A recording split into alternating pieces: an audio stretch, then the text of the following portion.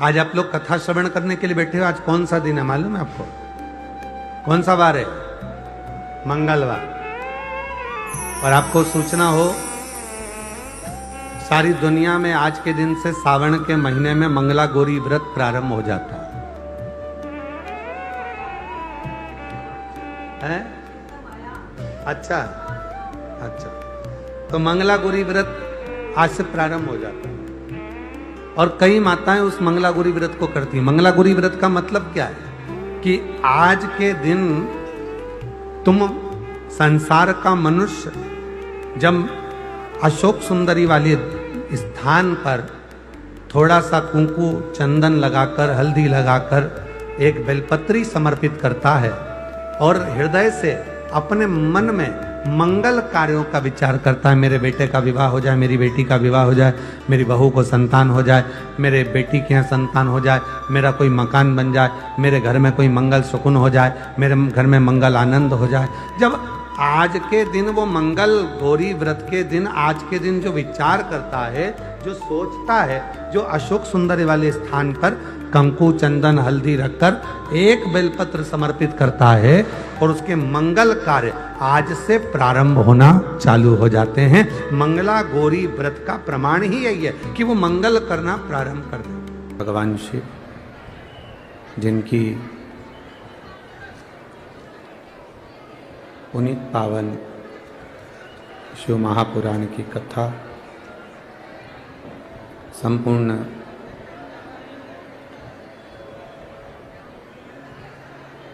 विश्व के कल्याण हेतु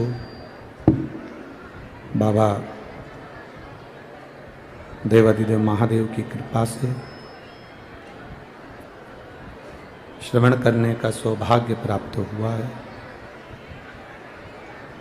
बड़े भाग्यशाली हैं सभी राजगढ़ नगर के निवासी।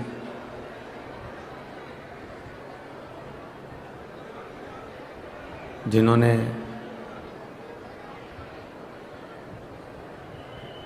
श्रावण के महीने में बाबा देवाधिदेव महादेव की ये पुनीत पावन शिव महापुराण की कथा श्रवण कर अपने जीवन को सार्थक किया है। कथा के मुख्य यजमान श्री हरिचरण जी तिवारी जी, श्री श्यामाचरण जी तिवारी जी, श्री रमाकांत जी तिवारी जी, श्री हरिमोहन तिवारी जी, श्री आशीष तिवारी जी, श्री स्वदेश तिवारी जी, श्री अभिषेक तिवारी जी, श्री निधेश तिवारी जी एवं समस्त तिवारी परिवार और संपूर्ण क्षेत्रवासी एक बार यजमान परिवार के लिए जोरदार ताली बजाकर स्वागत वंदन अभिनंदन। शिव की कृपा, उनकी उदारता, उनकी करुणा, श्रावण का महीना, माँ नेवज का तट, माँ जालपा भवानी की गोद और ये पावन शिव महापुराण की कथा। कभी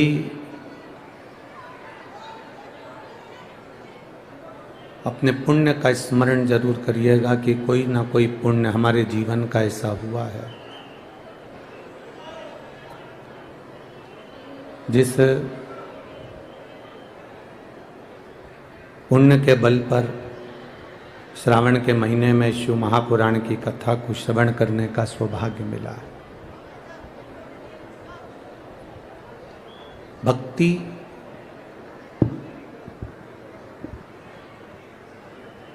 एक मुक्ति के साधन को केंद्रित करती है।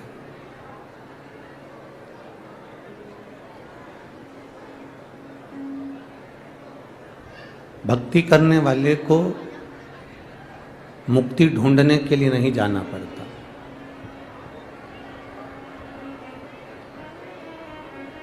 भक्ति करने वाले को कहीं मोक्ष के लिए या मुक्ति के लिए कहीं दूर जाना नहीं पड़ता।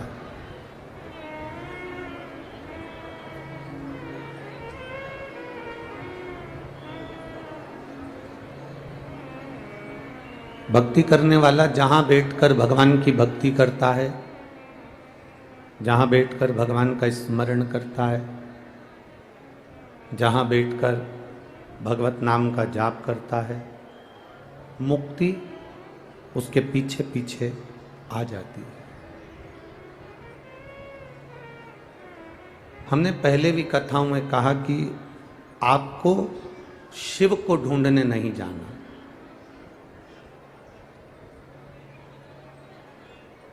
आप कभी भगवान शंकर को ढूंढने का प्रयास मत करो कि मेरे को शंकर भगवान को ढूंढना है, मुझे शिव को ढूंढना है।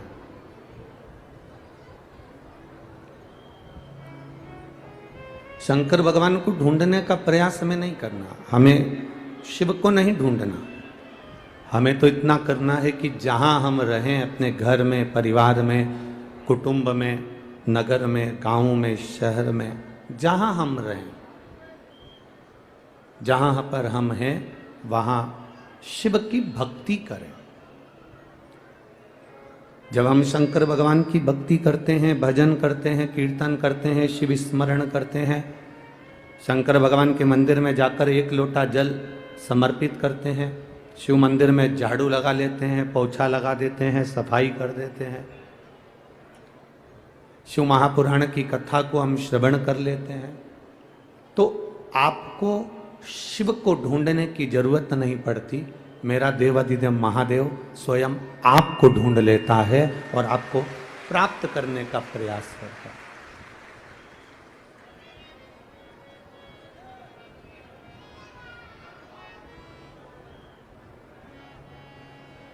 एक व्यक्ति था, बड़ा तार्किक था, बहुत तर्क करता था।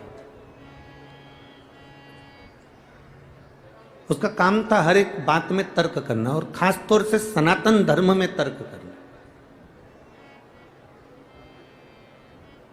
क्योंकि जो दूसरे धर्म पे तो कोई तर्क कर नहीं सकता, क्योंकि व्यक्ति अगर दूसरे धर्म पे तर्क करता है तो लोग उस पर इतना दबाव दे देते हैं कि उसको सॉरी बोलना पड़ता है, क्षमा मांगना पड़ता है। अब ले दे के केवल एक सनातन धर्म मिलता है।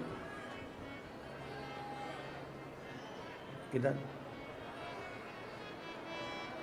ले देकर केवल एक सनातन धर्म प्राप्त होता है। अब दूसरे धर्म पे तो कोई तर्क करता नहीं है, दूसरे धर्म पर तो कोई बोलता नहीं, अब बोलता है तो केवल सनातन धर्म पर बोलता है, क्योंकि सनातन धर्म एक ऐसा धर्म है जिस धर्म में लोग शिव जैसे भोले हैं, राम जैसे सहज है, कृष्ण जैसे साधारण है, दत्त जैसे भोले हैं, नारायण जैसे, ब्रह्मा जैसे इस सनातन धर्म में लोग हैं। तो एक व्यक्ति तर्क करने वाला जो बात बात में सनातन धर्म पे तर्क करता था, एक बार एक संत के पास पहुंच गया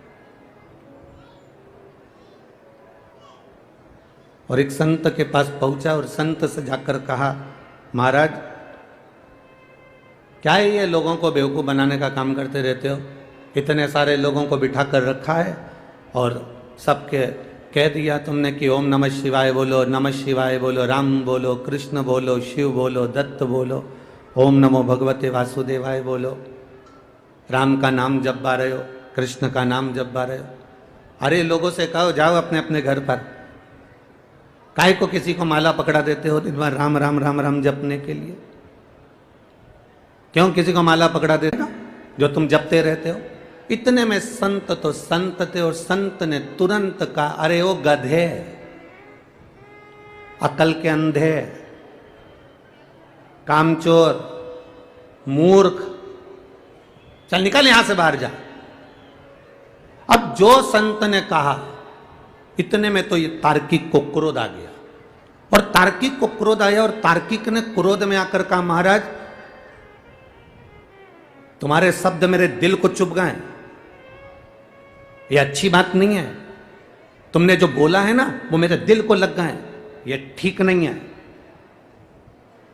संत ने कहा, मैंने ना तो तुझे थप्पड़ मारा, ना मैंने तुझे छुआ, केवल कहा और शब्द तेरे दिल को छू गए। उसी तरह पृथ्वी पर रहकर हम जब राम को भजते हैं, शिव को भजते हैं, तो वो शब्द मेरे भोलेनाथ के भी दिल में जाकर लगता।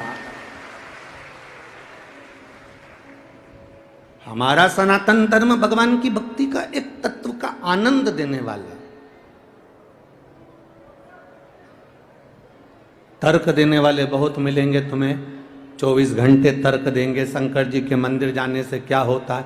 ये तर्क कौन देता है? जो कभी मंदिर नहीं जाता। कभी तुम कपड़े की दुकान पर कपड़ा खरीदने जाना, कोई तुमको राय देने वाला नहीं मिलेगा, कोई तुमको ज्ञान देने वाला नहीं मिलेगा।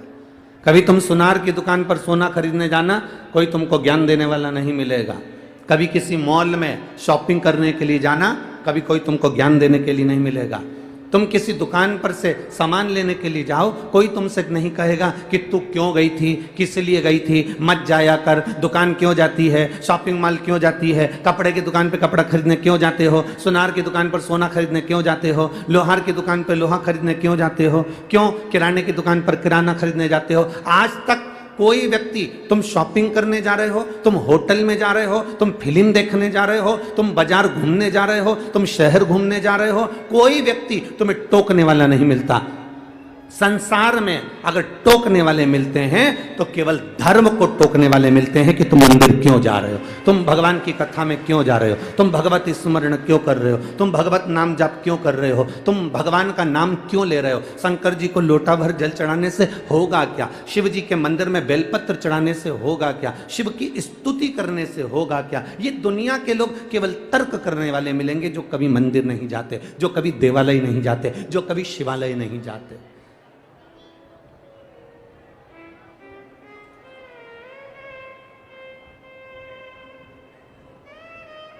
परशु महापुराण की कथा कहती है,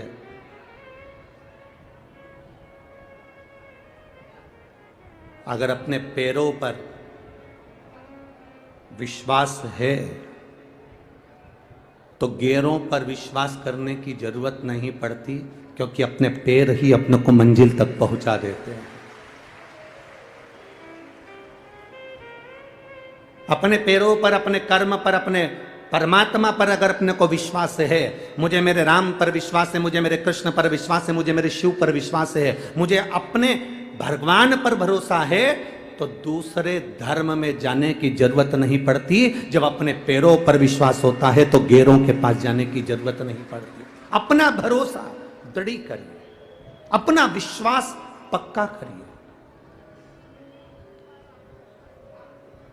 अपनी कीमत को खुद पहचानिए। दूध, दही, छाछ, मक्खन, घी एक ही कुल के हैं। बोलो सही है कि गलत है? जम के तो बोलो रे राजगढ़ वालों, सही है ना? दूध, दही, छाछ, मक्खन, घी एक ही कुल के हैं, एक ही घर के हैं। इनका गोत्र भी एक ही है, एक ही कुल में निवास है इनका, एक ही गोत्र है इनका, एक ही परिवार है इनका, एक ही घर में रहना है, पर सबकी कीमत में अंतर है। दूध 80 रुपये लीटर, बोलो सही है कि गलत है? ठीक है। दही की कीमत बढ़ी कि नहीं बढ़ी? अरे बोलो बोलो जम के, बढ़ गई ना?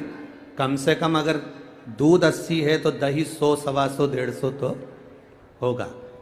छाछ और कम, बोलो सही है? इसके बाद में मक्खन, मक्खन की कीमत दही से ज़्यादा है, और फिर घी, घी की कीमत मक्खन से ज़्यादा है।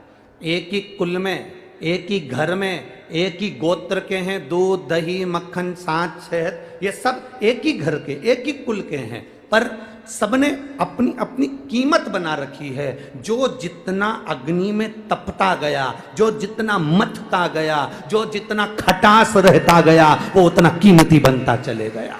जिसने अपनी जिंदगी में जितना जितना परिश्रम करा है, जितना जितना दुख झेला है, जितना जितना कष्ट झेला है, उसकी कीमत संसार में बढ़ती चली गई है। ये बाहर अभी भुट्टा बिक रहा है, भुट्टा मक्का बाहर बिक रही है। एक भुट्टा कच्चा बाजार में लेने जाना, मंडी में 10 रुपए का, 8 रुपए का, 5 रुपए का मिल जाएगा। बोलो मिलेगा कि नहीं मिलेगा? अरे बोलो, जम के बोलो जरा, मिल जाएगा ना। कच्चा भुट्टा, कच्ची मक्का 5 रुपए का, 10 रुपए का एक भुट्टा मिल जाएगा। और वो सिका हुआ, बोलो बोलो जम के जरा, 20 रुपए का। तो उससे कह दो कि भैया 10 रुपए का दे दे। अरे जा उधर, दिख नहीं रहा, सेक रहा हूं। जो जितना तपता है उतना महंगा होता चले जाता है।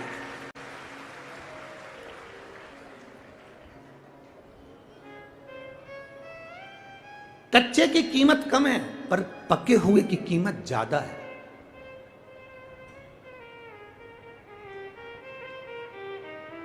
आप जितना जितना संसार सागर में पक जाओगे, जितना जितना संसार सागर में आप तप जाओगे, उतना उतना अपनी कीमत बढ़ती चली जाएगी। जितने जितने तपोगे, जितना जितना कष्ट सहन करते चले जाओगे, जितना जितना लोग अपशब्द कहते चले जाएंगे। कोई तुम्हें गाली देना तो तुम सबसे ज्यादा प्रसन्न होना, भगवान ने बड़ी कृपा करी जो तेरे ने मुझको गाली दी। मैं जितनी तपूंगी, मैं जितना कष्ट झेलूंगी, मैं जितना जितना त्राण झेलूंगा, उतना उतना मेरी जिंदगी के रास्ते क्लियर होते चले जाएंगे, साफ होते चले जाएंगे। ये शिव कथा कहती है।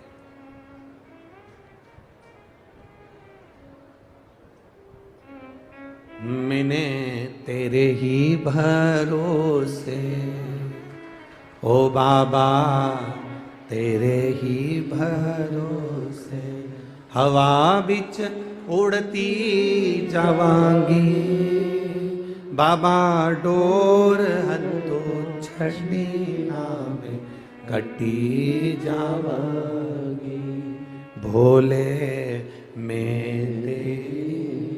जितना जितना कष्ट मिले, जितना जितना कष्ट प्राप्त हो, उतना उतना तुम उन्नति की ओर बढ़ रहे हो। ये विचार करिएगा। हम कल आशीष जी को कह रहे थे कि आशीष तिवारी जी, कथा कहीं हो रही थी, कहीं हो रही है। कथा तुम जिस दिन से लेकर आए होगे, उस दिन से तुम्हें लोगों की सुनना भी पड़ रही होगी। व्यवस्था करने में जो व्यवस्था करने में चवन्नी लगती है कथाओं में, शिव महापुराण की कथा अगर तुम लेकर गए हो तो सवाया खर्च होगा, क्योंकि शिव पुराण की कथा कराना कोई सरल बात नहीं है, सहजता नहीं है। मेरा शंकर सहज नहीं है, हमारा सरल नहीं है।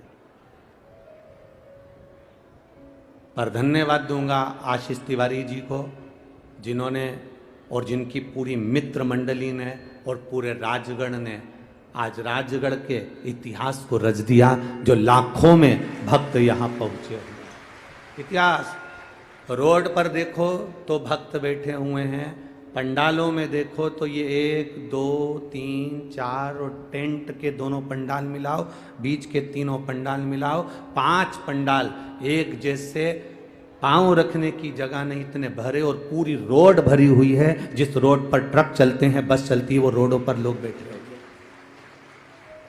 ये तुम्हारा तपना, ये तुम्हारा संघर्ष। हम आशीष तिवारी से यही कहेंगे, ये तुम्हारा तपना और ये तुम्हारा संघर्ष, और तुम्हारे मित्र, तुम्हारे कार्यकर्ता और तुम्हारे जितने जितने इस राजगढ़ का एक एक बेटी, एक एक बेटा, एक एक भाई, एक एक बहन, जिसने सहयोग करा है, ये साधारण कथा नहीं, पूरे राजगढ़ की कथा है। ये राजगढ़ का इतिहास रच गई है कथा।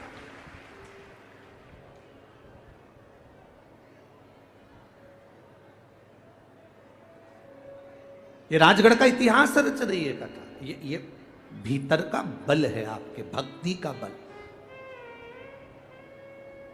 कहे दुनिया के लोग, अपशब्द कहने वाले कहेंगे, देखो फिक्र और फकीर, फिक्र और फकीर दोनों में एक अंतर भारी है। फिक्र और फकीर में एक अंतर भारी है। फिक्र करने वाला कभी जिंदगी में आगे नहीं बढ़ सकता। फिक्र इंसान को खा जाती है। फिक्र और फकीर में अंतर है कि फिक्र कर कर के व्यक्ति चिंता में पड़ कर व्यक्ति बीमार पड़ जाता है, पर उन्नति की ओर बढ़ नहीं पाता। कैसे होगा, क्या होगा, क्या करूं मैं, भगवान जाने कैसे होगा, चिंता करते करते करते करते चिता पर लेट जाता है। फिक्र और फकीर दोनों में अंतर है। फिक्र इंसान को खा जाती है और फकीर एक साधारण सा सहज संत, साधु, सन्यासी, तपस्वी, साधक, उपासक, एक फकीर, एक जो साधारण सा भिक्षा मांगकर अपनी जिंदगी जी रहा है, इसमें और फिक्र में अंतर है। फिक्र इंसान को निगल जाती है और फकीर फिक्र को निगल जाता है, उसको कोई फिक्र नहीं होती।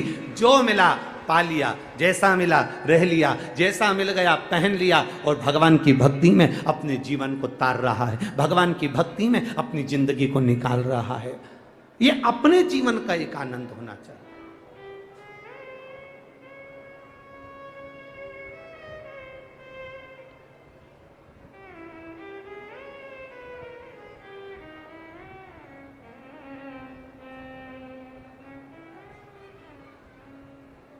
गरुड़ पुराण किस किस ने पढ़ी है?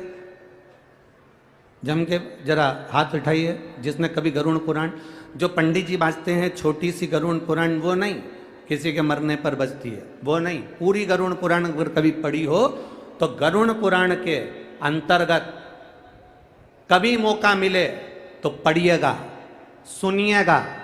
वो गरुड़ पुराण नहीं जो पंडित जी छोटी सी बाज देते हैं किसी के मरने पर 10 दिन में पूरी कर देते हैं, वो गरुड़ पुराण नहीं। गरुड़ पुराण पूरी जिस दिन मौका मिले किसी ब्राह्मण के मुख से सुनना या कभी पढ़ना, उस गरुड़ पुराण में लिखा है, उस गरुड़ पुराण के अंतर्गत वर्णन आता। शंकर के मंदिर के बाहर ओटले पर, शंकर के मंदिर के दरवाजे पर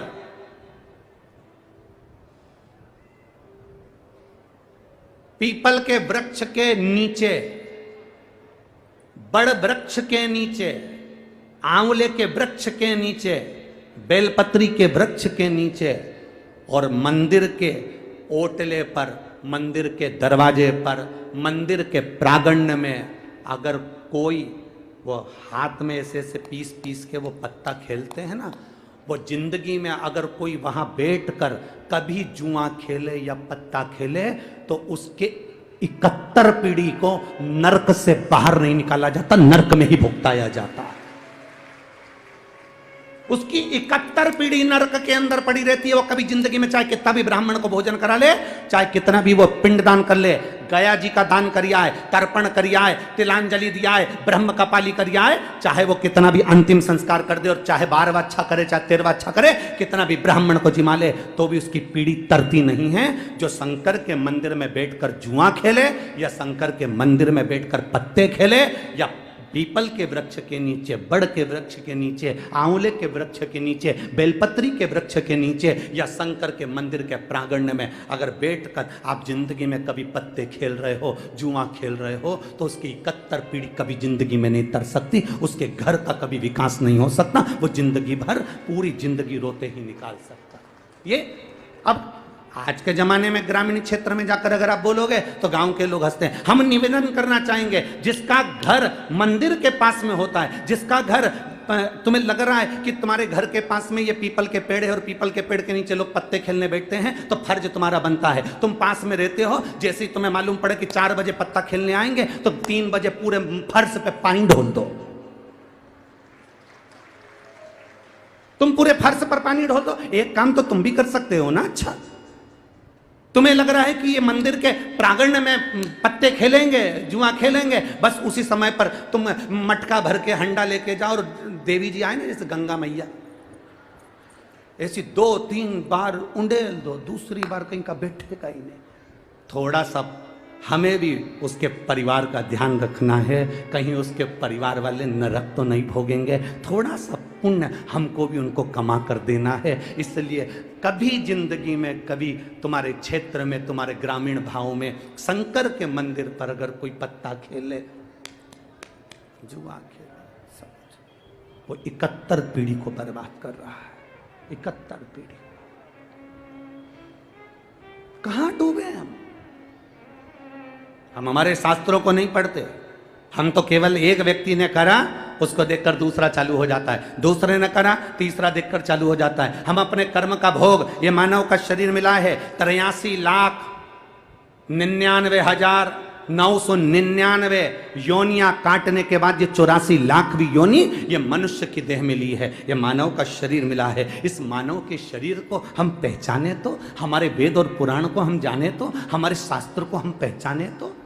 ना हम हमारे शास्त्र को पहचान रहे हैं, ना हम हमारे वेद को पहचान रहे हैं, ना हमारी इस पुराणों को पहचान रहे हैं। हम तो केवल अपनी आनंद की जिंदगी में कि मैं जो कर रहा हूं बहुत अच्छा कर रहा हूं, मेरे बराबर दुनिया में कोई नहीं कर सकता, मैंने जो करा सब अच्छा करा, बाकी के किसी ने भी करा वो बेकार करा। ये हमारे भीतर की एक विचारणीय सोच गलत है। शिव जी के 3 नेत्र हैं। कितने नेत्र हैं शंकर भगवान के? 3। आपके कितने हैं? जम के बोलो जरा, पक्का? अगर शंकर भगवान पृथ्वी पर रहते हैं, मृत्यु लोक के देवता शिव जी हैं, शंकर भगवान के अगर 3 नेत्र हैं तो जितने संसार में पृथ्वी पर मनुष्य रह रहे हैं इनके भी 3 नेत्र हैं। शंकर भगवान के 3 नेत्र में से एक नेत्र जब खुलता है तो कामदेव जलकर भस्म हो जाता है। शंकर का तीसरा नेत्र खुलता है तो दुष्ट जलकर भस्म हो जाते हैं। ये 3 नेत्र अगर शिव जी के हैं तो हमारे भी 3 नेत्र हैं। पहला नेत्र जिससे हम अपनी अच्छाई देखते हैं, मैंने जो करा बहुत अच्छा करा, मेरे बराबर कोई नहीं कर सकता। दूसरा नेत्र जिससे हम अपने घर की अच्छाई देखते हैं, मेरे परिवार ने करा बहुत अच्छा करा, मेरे कुल में करा बहुत अच्छा करा, मेरे पिता ने, मेरे बेटे ने, मेरी बेटी ने, मेरे रिश्तेदार ने करा बहुत अच्छा करा। और तीसरा नेत्र जो शंकर भगवान का मध्य में है, ऐसा तीसरा नेत्र परमात्मा ने सबको दिया है। जब वो तीसरा नेत्र से देखता है तो हमेशा बस एक ही काम करता है, दूसरे की बुराई देखता है, अच्छाई कभी नहीं देख सकता। और जब जब वो किसी की बुराई देखता है तो उसने अपने अच्छे कर्मों को जलाकर भस्म कर लिया। ये तीसरा नेत्र शंकर भगवान ने सबको दिया है, जिससे वो बुराई ढूंढता है। उसने ऐसा कर दिया, उसने वैसा कर दिया, उसने ये कर दिया, उसने वो कर दिया। आपका तीसरा नेत्र, शंकर भगवान अपने तीसरे नेत्र को बंद कर कर रखते हैं तो आप भी अपना तीसरा नेत्र बंद कर कर रखो। जब ये खुलेगा हमारी अच्छाई को जलाकर भस्म कर देगा, हमारे पुण्य को जलाकर भस्म कर देगा, हमारी श्रेष्ठता को जलाकर भस्म कर देगा। हमारे भीतर का कुछ अच्छा जीवन में हमने करा होगा वो अच्छाई को नष्ट कर देगा। इसलिए अपने तीसरे नेत्र को खुलने मत दो। कभी किसी में हम ये ना देखें कि इसमें ये बुराई है, हम ये देखें। कल कथा में कहा था ना, कई लोग कहते हैं मेरी जीजी बहुत अच्छी है, तो जीजी अच्छी नहीं है। अच्छा कौन है? जम के बोलो जरा। जिसने बोला, किसी ने कहा मेरे काका जी अच्छे हैं, कोई कहे मेरा गांव अच्छा है, कोई कहे मेरे पटेल साहब अच्छे हैं, कोई कहे हमारा ये व्यक्ति बहुत अच्छा है। अगर जो व्यक्ति तुमसे कह रहा है कि वो अच्छा है, अच्छा वो नहीं है, अच्छे तुम हो। इसलिए क्योंकि तुमने उसमें कुछ ना कुछ अच्छाई देख ली, इसलिए तुम अच्छे हो। अगर तुम बुरा देखते तो तुम बुरे हो जाते। अच्छा देखिए अपने जीवन।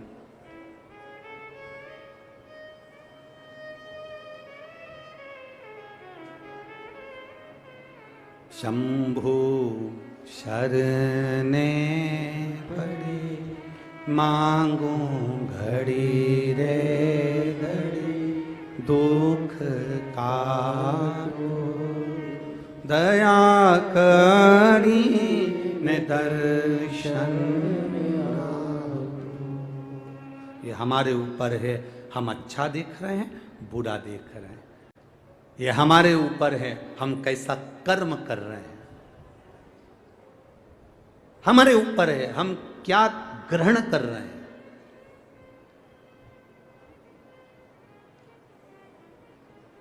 हम कितना प्राप्त कर रहे हैं। आज एक व्यक्ति ने कल रात्रि की बात है, कल शाम को जब हम 5 दिन की कथा होती है तो 5 दिन की कथा में 2 दिन हम शुरू के किसी से नहीं मिलते, ये आपको भी मालूम है। 5 दिन की कथा में जो पीछे के 2 दिन रहते हैं बस उसी में हम लोगों से मिलते हैं, बाकी के हम मिलते नहीं। 7 दिन की कथा में जो शुरू के 4 दिन होते हैं हम उसमें किसी से नहीं मिलते, चाहे कोई भी हो हमारा मिलना नहीं होता, क्योंकि इस शरीर के लिए भी भजन करना जरूरी है। आप भी भजन करो, हमें भी करने दो। आप भी नाम जप करो, हमें भी करने दो। आप भी स्मरण करो, हमें भी करने दो। तो हम नहीं मिलते। कल मिले तो एक चौकड़ी की शर्ट पहना हुआ एक लड़के ने एक प्रश्न किया, हालांकि भीड़ हो रही थी तो सब हटा रहे थे उसको। उसने कहा, गुरु जी मुझे आपसे एक प्रश्न करना है। मैंने कहा, बोलो क्या बात है। अब उसको धक्का भी दे रहे हैं लोग, परंतु वो क्या कहना है। हमारा कहना है इतने सारे लोग कथा सुनने आते हैं,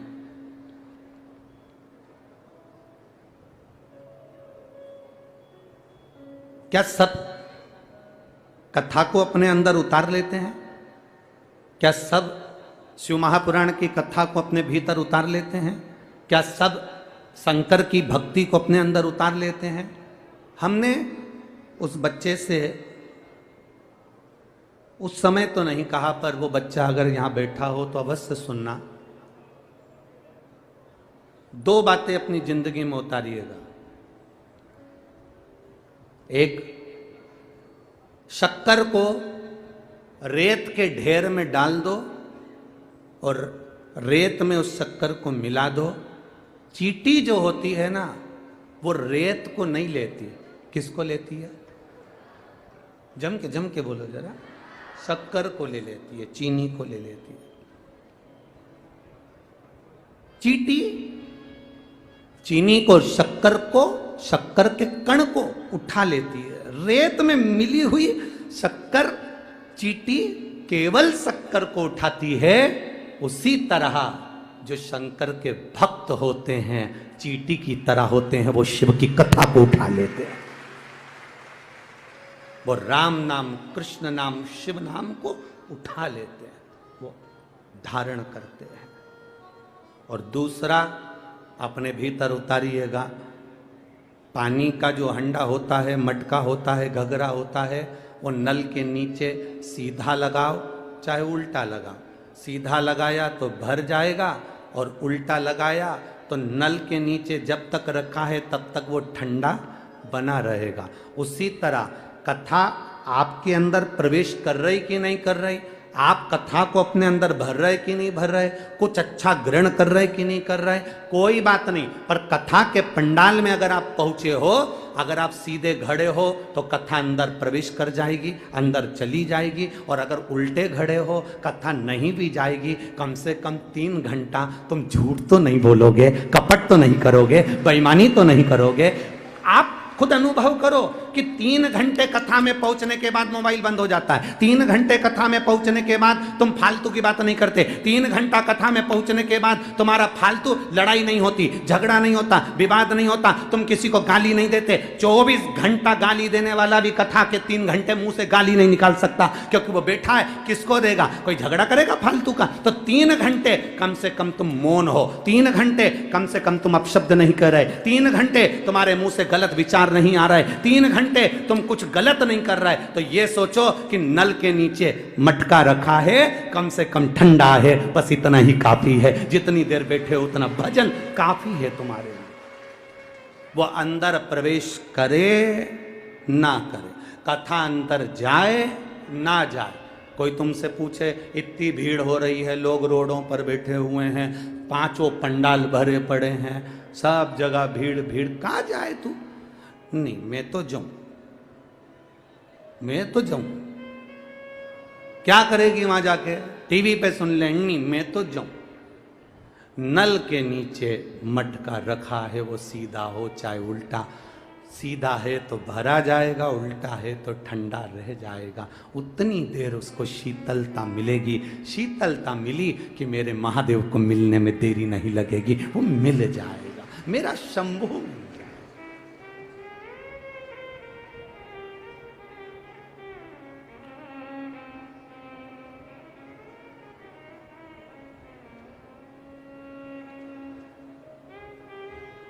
आप करो उसकी चाकरी।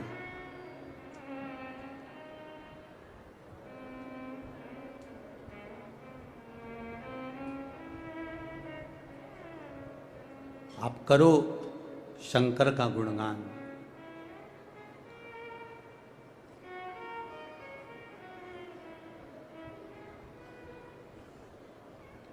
और जब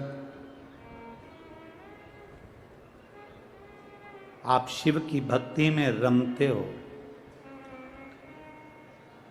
जब मुख से राम नाम, कृष्ण नाम, शिव नाम निकलता है, आपको लगता है कि आप शिव नाम ले रहे हो, आपको लगता है कि आप राम नाम ले रहे हो, आपको लगता है कि आप कृष्ण नाम ले रहे हो।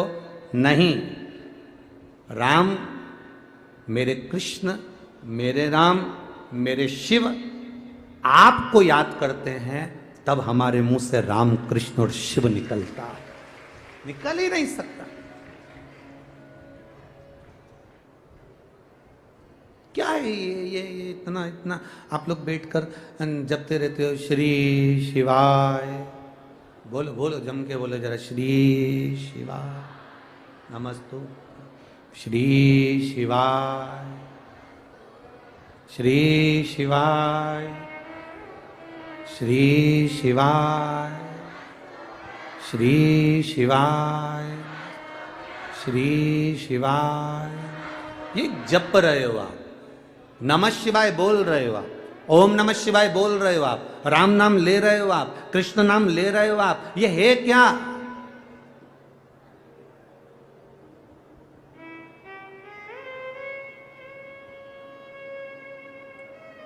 क्या है ये? क्यों? विद्येश्वर संहिता के अंदर, शिव महापुराण की विद्येश्वर संहिता में श्री शिवाय नमस्तुभ्यम ये लिखा। लोगों ने भले विरोध करा कि ये श्री शिवाय नमस्तुभ्यम ना जाने कहां से मंत्र लिया है। विरोध करने वालों का तो काम है, विरोध करते रहेंगे, 24 घंटा बोलते रहेंगे। हम बोलेंगे कि तुम मंदिर जाओ, विधर्मी बोलेंगे कि मंदिर मत जाओ। हम कहेंगे कि बेलपत्र चढ़ाओ, कई लोग मिलेंगे वो कहेंगे बेलपत्र मत चढ़ाओ। हम कहेंगे कि शिवलिंग का स्पर्श करो, कई विधर्मी मिलेंगे कहेंगे शिवलिंग का स्पर्श मत करो। हम कहें करो, वो कहें ना करो। हम कहें शंकर को जल चढ़ाओ, वो कहेंगे शंकर को जल नहीं चढ़ाना। जो भगवान का भजन करने वाला होगा, सत्य विचार को जानने वाला होगा, वो जान जाए। शिव महापुराण की विद्येश्वर संहिता में श्री शिवाय नमस्तुभ्यम, कभी मौका मिले तो अपने घर में गीता प्रेस गोरखपुर की शिवपुराण लाकर पढ़िएगा। उसमें लिखा है श्री शिवाय नमस्तुभ्यम बोलने वाले का केवल मुख का दर्शन कर लो तो हमारे 1000 अश्वमेध यज्ञ का फल प्राप्त हो जाता है, और कितने भी पाप करे हो वो नष्ट हो जाते हैं। यह विद्येश्वर संहिता में लिखा है। क्या है ये? तो कहा श्री शिवाय नमस्तुभ्यम, ओम नमः शिवाय, नमः शिवाय, राम नाम, कृष्ण नाम, ये सब हमारे जो गुरुओं ने हमको दिए हैं।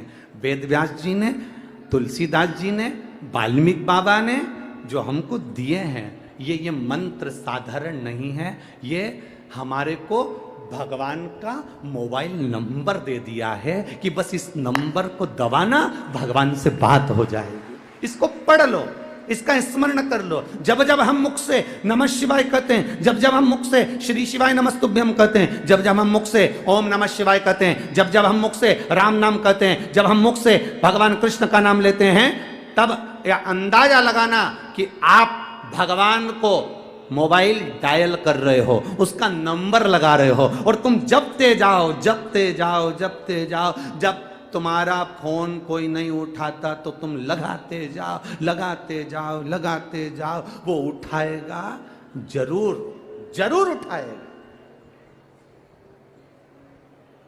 लगाए जाओ, उठाएगा वो। मैसेज करे जाओ, जवाब देगा वो। उठा, लगाओ। हम भी बस यही कर रहे हैं, लगाए जाओ।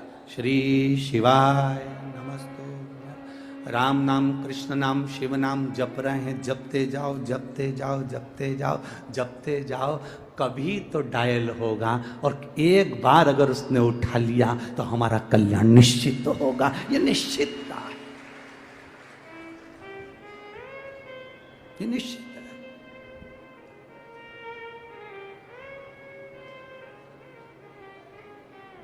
मेरे बाबा तेरी नौकरी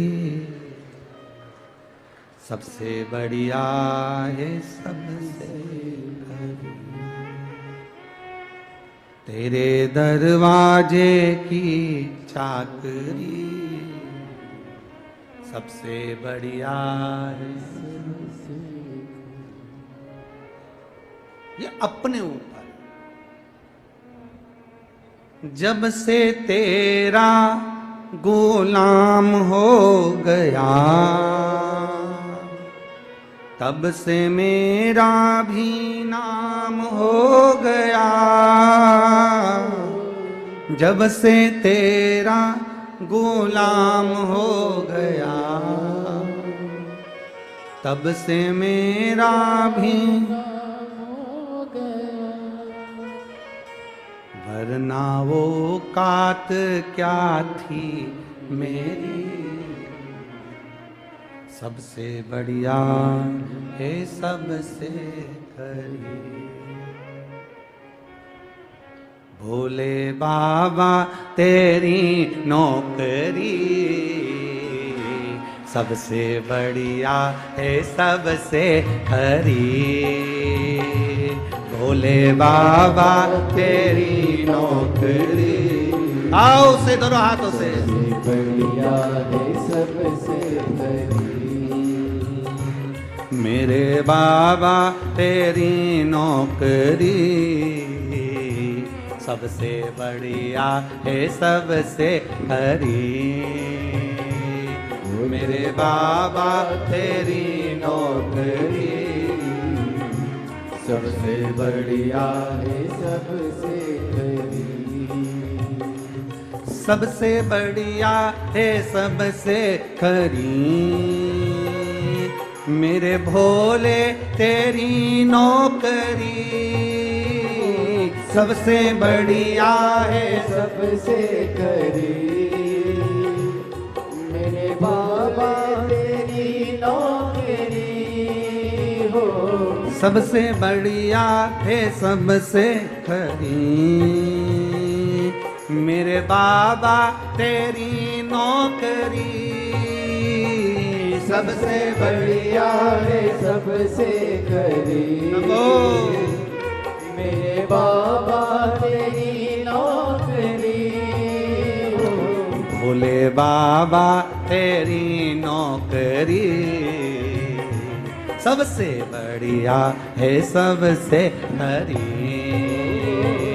भोले बाबा तेरी नौकरी सबसे बढ़िया है, सबसे खरी। दोनों हाथों से ताली से बजाते हुए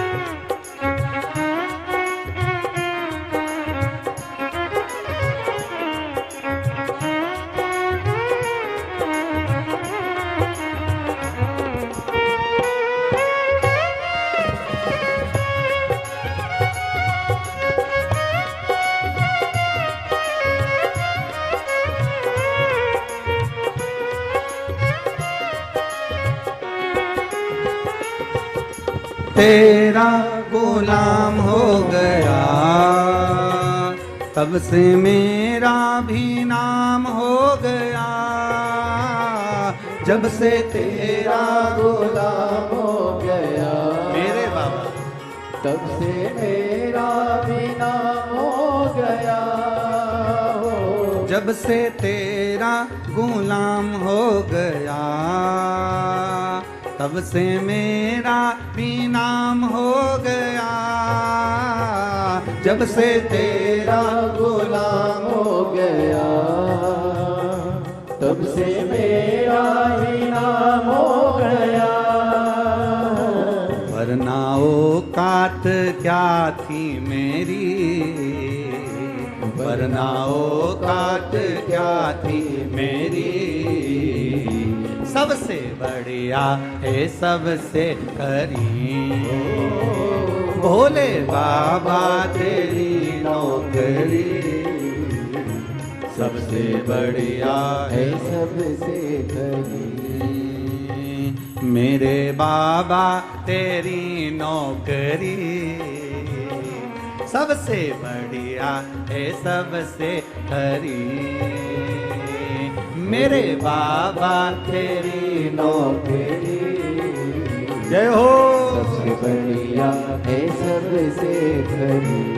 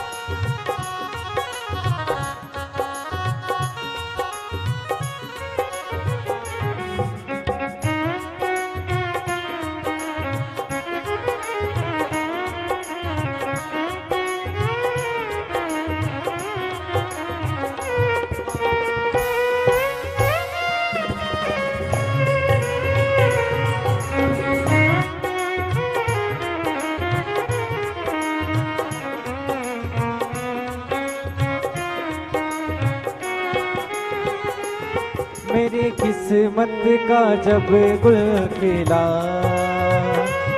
तब जा कर के दर मिला हो।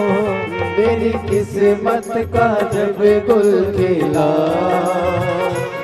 तब जा कर के दर मिला हो। तेरे दरवाजे की चाकरी, तेरे दरवाजे की चाकरी। सबसे बढ़िया है सबसे करीब, ओ भोले बाबा तेरी नौकरी।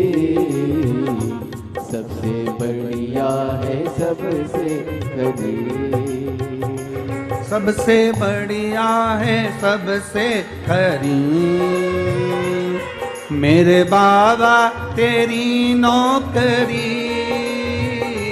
सबसे बढ़िया है सबसे करीब, मेरे बाबा तेरी नौकरी हो। सबसे बढ़िया है सबसे करीब, मेरे बाबा तेरी नौकरी। सबसे बढ़िया है सबसे करीब, मेरे बाबा तेरी नौकरी हो। भोले बाबा तेरी नौकरी। सबसे बढ़िया है सबसे करीब, भोले बाबा तेरी नौकरी। सबसे बढ़िया है सबसे करीब। सबसे बढ़िया है सबसे खरी, सबसे बढ़िया है सबसे खरी, सबसे बढ़िया है सबसे खरी, सबसे बढ़िया है सबसे खरी। हर हर महादेव। अपने स्थान पर बैठकर भगवान देवाधिदेव महादेव से अपने हृदय की बात बाबा शिव से, मेरे उगड़दानी से अवश्य कहें। जहाँ जगह मिले वहाँ बैठ जाएं। कार्यकर्ता भी जहाँ मौका मिले वहाँ बैठो, बाबा से प्रार्थना करो। बार बार राजगढ़ में कोई शिव पुराण होने वाली नहीं। बाबा ने मौका दिया है अपने हृदय की बात श्रावण महीने में शिव जी से कहने को। भाव से, आनंद से, सब भाव से बोलिए।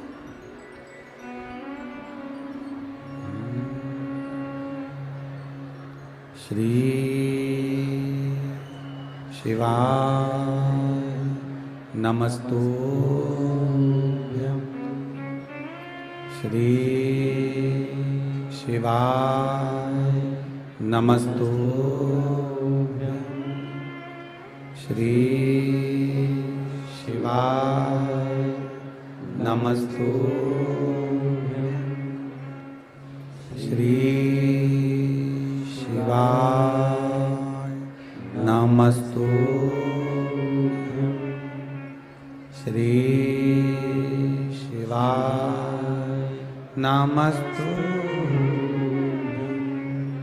भोला सब दुख काटो मारा, ओ भोला सब दुख काटो मारा। शिव शंकर जपूं तेरी माला, भोले बाबा जपूं तेरी माला। भोला सब दुख काटो मारा, ओ भोला सब दुख काटो मारा। वेश है मंगल मंगलकारी,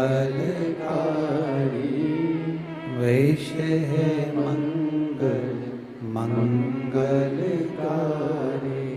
शमशान वासी हमारा, शमशान वासी।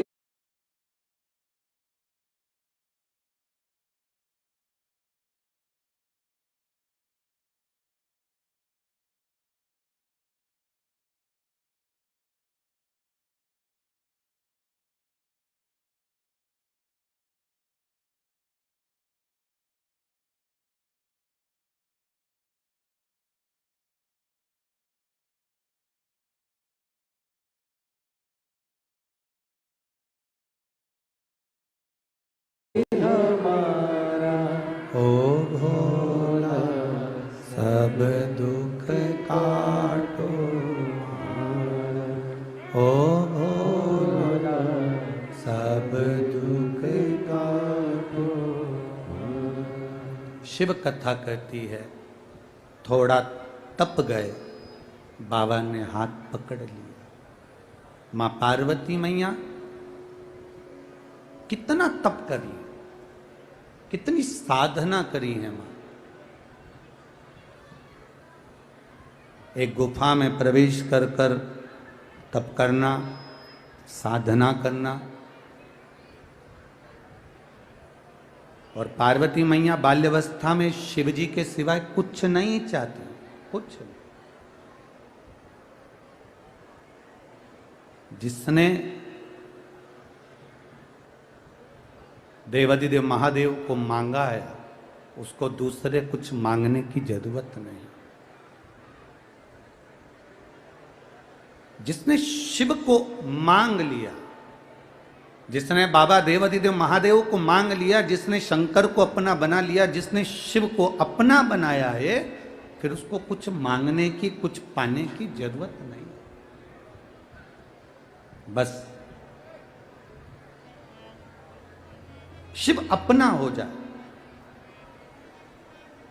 भगवान शंकर को पाने की एक ललकता मां पार्वती माता के अंदर थी, जिन्होंने तप साधना कर कर बाल्य अवस्था से देवर्षि नारद के मुख से जो सुना था उन्होंने कि शंकर प्राप्त हो जाए, शिव कैसे भी मिल जाए, बस शिव को पाने की एक ललकता, एक ललक।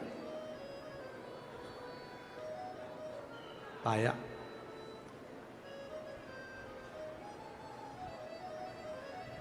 पर पार्वती मैया के तप करते हुए देखकर, मां पार्वती के तप करता हुआ स्मरण कर कर मां पार्वती जी की बड़ी बहन गंगा मैया, मां गंगा जिन्होंने पार्वती जी को देखा तप करते हुए, देवऋषि नारद से पूछा कि मेरी छोटी बहन पार्वती तप कर रही है। तो गंगा जी ने पूछा कि आप बताओ कि ये तप क्यों कर रही है। देवऋषि नारद ने कहा कि गंगा मैया, पार्वती मैया जो तप कर रही है उसके तप करने का केवल एक कारण है, शंकर भगवान की अर्धांगिनी बनना, शिव को प्राप्त करना।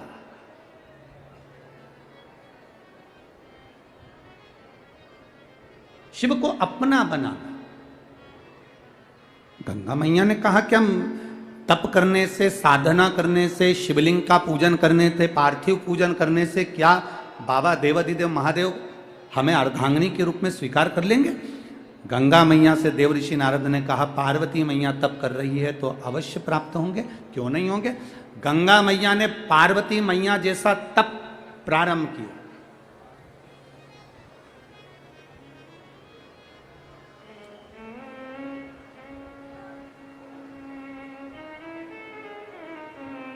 अब ऐसा तप मां गंगा कर रही है, ऐसा तप कर रही है।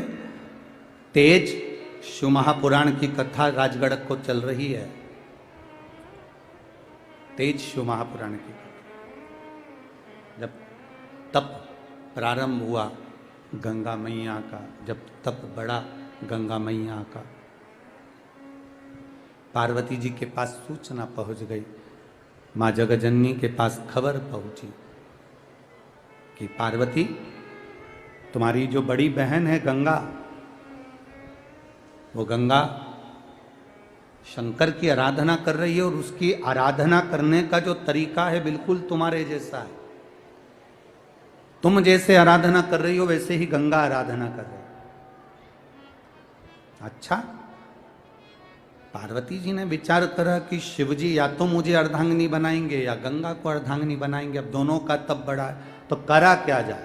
तब पार्वती जी ने विचार करा भी एक काम करती हूं कि गंगा आराधना छोड़ दे, ऐसा कुछ करा जाए।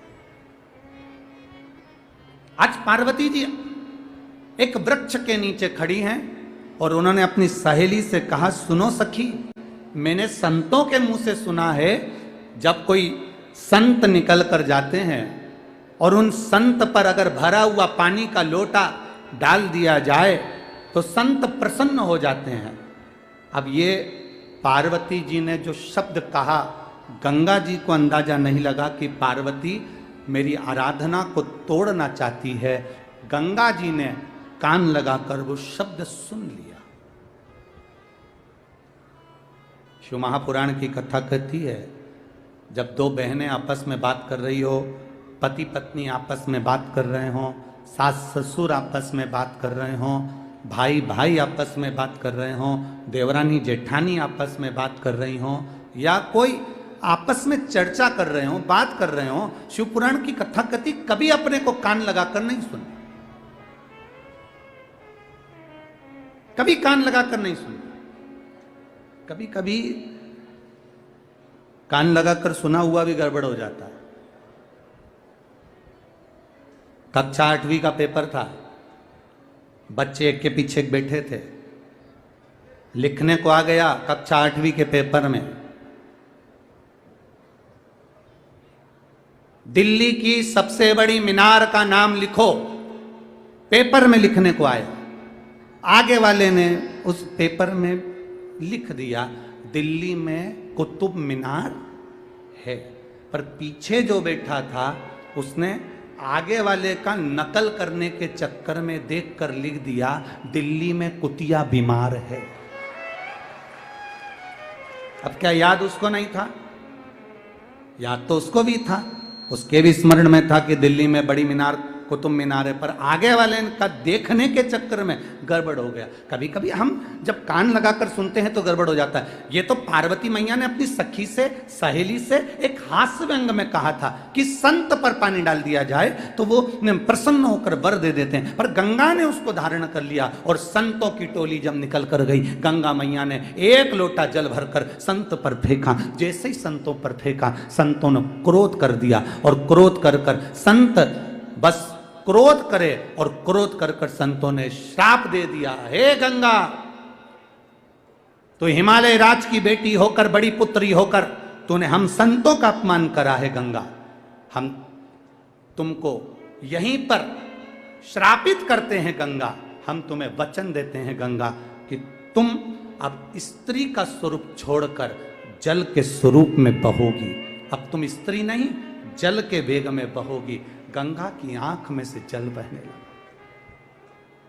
गंगा आंखों से आंसू बहा रही है। करंट आ रहा है इसमें माइक में। गंगा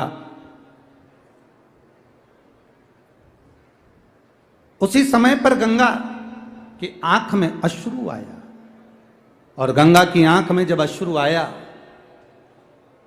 जब गंगा की आंखों में जब अश्रु आए, गंगा की आंख में जब अश्रु चला, तब क्रोध में आ गई गंगा, और गंगा क्रोध में आकर उसी समय पर पार्वती के पास पहुंची और पार्वती से जाकर कहा, पार्वती तूने मेरे साथ अच्छा नहीं कहा करा। पार्वती मैं तुझे श्राप देती हूं। गंगा जब पार्वती को श्राप देने लगी तो पार्वती मैया तो कुछ नहीं बोली, पर उसी समय पर भोलेनाथ प्रकट हो गए, मेरे शंकर प्रकट हो गए, मेरे शिव प्रकट हो गए। रुको गंगा, गंगा थोड़ा रुकिए। गंगा ने कहा, प्रभु मैंने आपकी आराधना करी, पार्वती ने आपकी आराधना करी, मैंने तप करा, पार्वती ने तप करा, मैंने आपकी आराधना करी, पार्वती ने आपकी आराधना करी। प्रभु इस पार्वती ने, मेरी छोटी बहन ने मेरे साथ छल करा, इसलिए मैं पार्वती को श्राप दूंगी। शंकर भगवान कहते हैं नहीं, इसको श्राप मत दो, क्योंकि ये मेरी अर्धांगिनी बनेगी। गंगा कहती हैं ये आपकी अर्धांगिनी बनेगी तो मैंने भी तो तप करा भोले बाबा, और मेरे साथ छल करा पार्वती ने। शिव जी बोले पार्वती ने कोई छल नहीं करा। पार्वती ने तुमको बोला था क्या कि संत पर पानी डालना? पार्वती ने तुम्हें बोला कि संत पर पानी डालो? पार्वती ने तो केवल अपनी सहेली से व्यंग आत्मक रूप से, एक हंसी के रूप में अपनी सहेली से कहा था, और तुमने कान लगाकर सुन लिया। दोष तुम्हारा है गंगा कि तुमने कान लगाया। गंगा, जब पति पत्नी बात करते हैं ना, तो घर में रहने वाले चाहे बुजुर्ग हों, बड़े हों, पति पत्नी की बात को कान लगाकर नहीं सुनना चाहिए। और जब घर के बड़े बात करते हैं, बुजुर्ग बात करते हैं, सास ससुर बात करते हैं, तो बहू और बेटे का फर्ज है कि वो कभी कान लगाकर ना सुने। ये दोनों स्मरणीय। आपने गलती करी है गंगा, गलती, प्रभु क्षमा करिए, पर मुझे श्राप लगाए मैं पानी के रूप में रहूंगी। मैं भी तो आपको चाहती हूं, मैं भी तो आपसे स्नेह करती हूं, आप मुझे अर्धांगिनी नहीं बना सकते? शंकर भगवान ने कहा नहीं गंगा, मैं तुम्हें अर्धांगिनी नहीं बना सकता। प्रभु जैसा पार्वती के साथ आपका साथ है, लोग गौरी शंकर कहेंगे, पार्वती शिव कहेंगे, शिव पार्वती कहेंगे, क्या बाबा ऐसा संबंध आपका और हमारा नहीं हो सकता?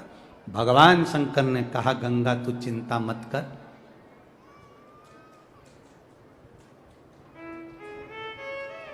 मेरा तेज, तेज शिव महापुराण की कथा का वर्णन है। मेरा तेज स्वयं अग्निदेव सूर्यदेव की साक्षी में तुम्हारे जल में ला कर देंगे। पार्वती माता के गर्भ से संतान नहीं, गंगा जब मेरा तेज तेरे जल में पहुंचेगा, उस जल से मेरे 6 पुत्र जन्म लेंगे, जिसका नाम षडानंद कार्तिकेय होगा। प्रभु, अर्धांगिनी तो आपकी पार्वती है, और आपके बच्चों को जन्म देने वाली, आपके बच्चों को प्रकट करने वाली मैं रहूंगी। गंगा प्रसन्न हो गई, प्रसन्न। आज मेरे भोले बाबा का तेज मुझ में आएगा और मैं बच्चों को जन्म दूंगी, शंकर भगवान के पुत्रों को जन्म दूंगी। प्रभु, पर मैं आपकी अर्धांगिनी नहीं। शिव जी कहते हैं, गंगा चिंता मत कर, संसार का मनुष्य मेरा एक नाम है, हर, क्योंकि मैं दुनिया के कष्ट को हरता हूं। मेरा एक नाम है हर, मैं दुनिया के दुख को हरता हूं, मैं दुनिया के कष्ट को हरता हूं।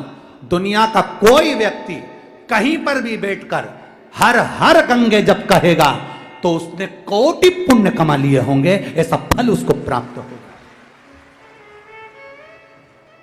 एक बार आप भी जरा सावन के महीने में, पहले तो हम आशीष तिवारी जी को धन्यवाद दे दें कि वो गंगा मैया को हरिद्वार से लेकर राजगढ़ तक लाए, उसके लिए एक बार जोरदार ताली। बहुत बहुत साधुवाद, बहुत बहुत साधुवाद।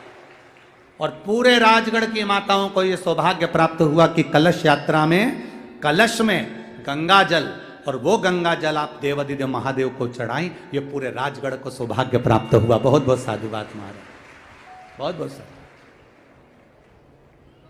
तो एक बार बड़े भाव से बोलिए, हर हर गंगे। ये गंगा और हर का संबंध है महाराज, क्योंकि देवादिदेव महादेव ने अपना तेज गंगा महारानी को दिया।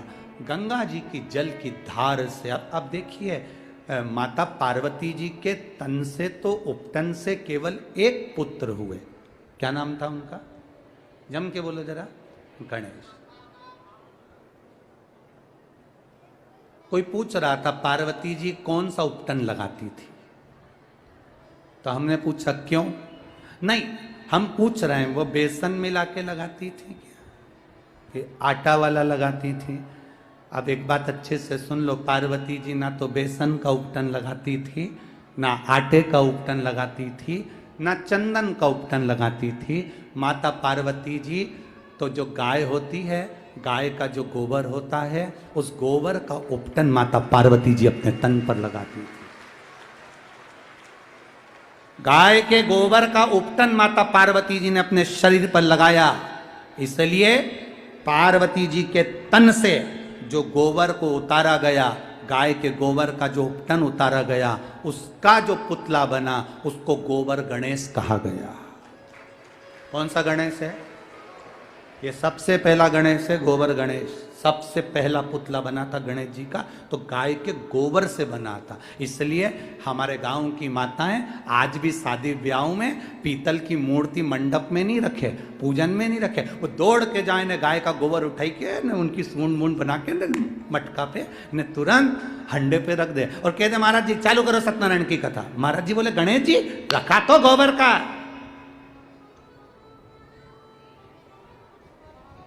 गोबर का गणेश रख दिया।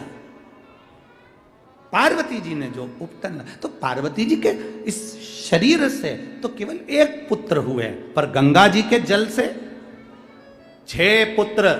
गंगा जी के जल से जब भगवान के तेज पुंज को ले जाकर गंगा जी के जल में दिया गया, गंगा जी की 6 धारों ने उस भगवान शंकर के तेज पुंज को 6 भाग में बांट दिया। 6 भाग में बांटा तो 6 पुत्र जन्म ले लिए। गंगा मैया 6 पुत्र को अपनी गोदी में लेती, कभी बालक इधर रोता कभी उधर रोता। मां गंगा परेशान हो गई। गंगा जी ने उसी समय पर ऋषियों को बुलाया, संतों ऋषियों आओ।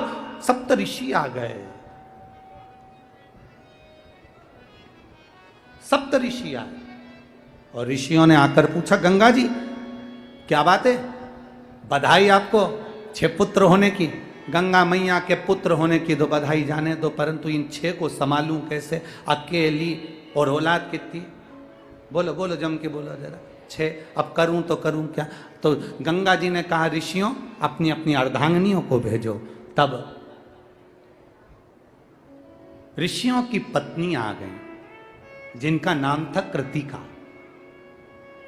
उन्होंने गंगा जी के 6 पुत्र को, सप्तऋषियों की पत्नी कृतिकाओं ने गंगा जी की 6 पुत्रों को पालना प्रारंभ करा, बड़ा करना प्रारंभ करा। पर 6 पुत्र की आदत ऐसी थी कि रोए तो एक साथ, दूध पिए तो एक साथ, और जब बिलक बिलक कर रोना चालू करें तो एक साथ, भूख लगे तो एक साथ। सारी कृतिकाएं, ऋषियों की पत्नी भी परेशान हो गई। तब आखिरी में गंगा जी ने विचार करा कुछ तो करना पड़ेगा। गंगा जी ने कहा कृतिकाओं, इनको यहां घाट पर सुला दो, घाट पर सुलाओ। 6 को घाट पर सुलाया।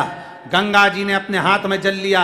अगर मैंने शिव की आराधना तप साधना से करी है, मैंने शंकर को विश्वास के साथ पूछा है, तो ये 6 एक हो जाएं। जो गंगा जी ने पानी छोड़ा, कृतिकाओं ने देखते ही जल छुड़वाया, तो कृतिकाओं के सामने 6 पुत्र एक हो गए, पर उनके शीश 6 अलग अलग हो गए। तब भगवान भोलेनाथ देखकर प्रसन्न हुए। शंकर जी ने कहा सुनो गंगा, ये 6 एक हुए हैं और इनको कृतिकाओं ने पाला है, इसलिए इनका नाम कार्तिकेय होगा और ये जनमानस का कल्याण करेगा। कार्तिकेय नाम। अब देखो 6 पुत्र तो भगवान गंगा जी की गर्भ से तेज पुंज से हो गए। अब 6 पुत्र हुए। अब गंगा जी के उस जल से और संतान की उत्पत्ति देखिए। अब भगवान भोलेनाथ पार्वती जी के साथ में चौसर खेलने बैठे। तेज, शिव का तेज। चौसर खेलने बैठे तो शंकर भगवान बोले पार्वती चलो आज चौसर खेलते हैं। पार्वती जी चौसर खेलने बैठी तो शंकर भगवान ने पार्वती जी से पूछा कि तू चौसर में लगाएगी क्या? अब पार्वती जी बोली मेरे पास तो मेरे पिताजी का दिया हुआ बहुत कुछ है। हिमालय राज ने जब विदा करा था तो मेरे पास तो बहुत है, पर ये बताओ कि तुम क्या लगाओगे? शंकर भगवान बोले मेरे पास डमरू है। पार्वती जी बोली किसी काम का नहीं। मेरे पास में, बोलो जम के बोलो जरा, सांप है। पार्वती जी बोली किस काम का? मेरे पास त्रिशूल है। पार्वती जी बोली ये सब हमारे काम का तो नहीं है प्रभु, कुछ अच्छा सामग्री लगाओ। पार्वती जी ने जब जैसे ही बोला तो शंकर भगवान बोले मेरे पास केवल एक मृगछाला है जिसको मैं लपेटता हूं, ये लगा देता हूं। पार्वती जी ने कहा फिर समझ लो अच्छे से, अगर हार गए तो दूंगी नहीं लपेटने को, पहले तुम विचार करो।